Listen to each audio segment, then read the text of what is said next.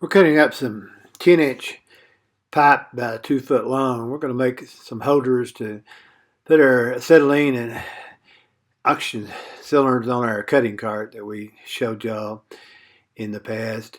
Right here we're splitting that piece of 10-inch pipe right in half.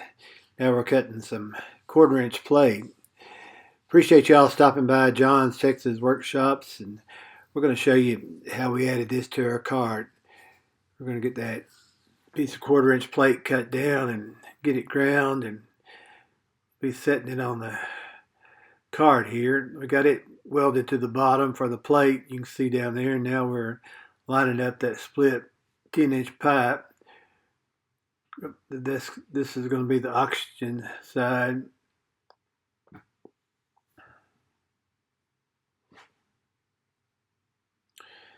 Now we're going to bring our welder over and get it tacked down. I'm going to set our bottle up there to see how it fits. Now we've got the side for the acetylene. Put it on our cart and get it turned away. Now we're going to build a holder to hold those two bottles together.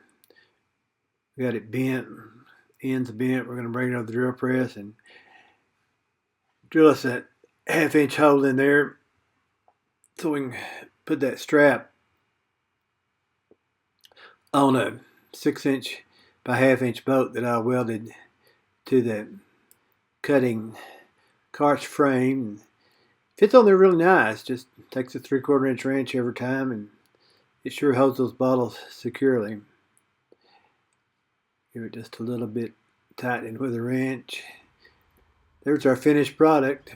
We can roll it around where we want to go. The cart's getting heavy, but so much. All right, we found some 1/2-inch plate. If you ever see an old moldboard plow for sale for under $300, you ought to buy it.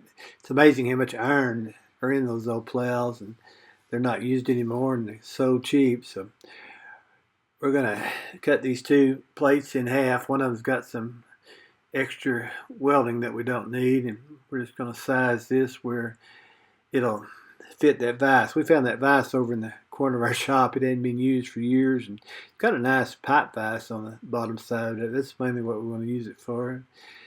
And I'm going to cut the other piece off right here quick, and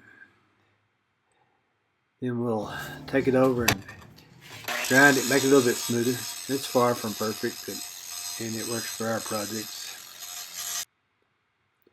Now we're going to weld those two plates together.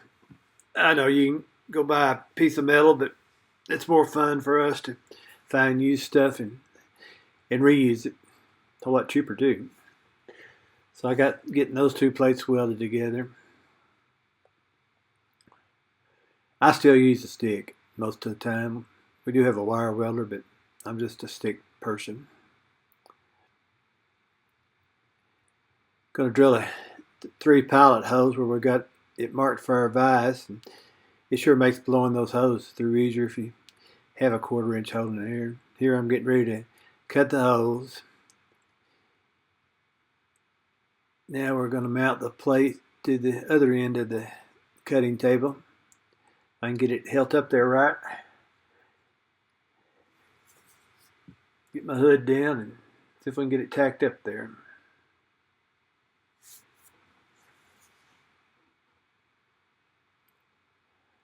I'll put a little oil on it. Vise hadn't been used in a while, and see if we can get it to move it along. Looks like it is. Well, we got those two additions done, and we appreciate you guys and gals stopping by John's Texas Workshops. We'll see what we come up with next.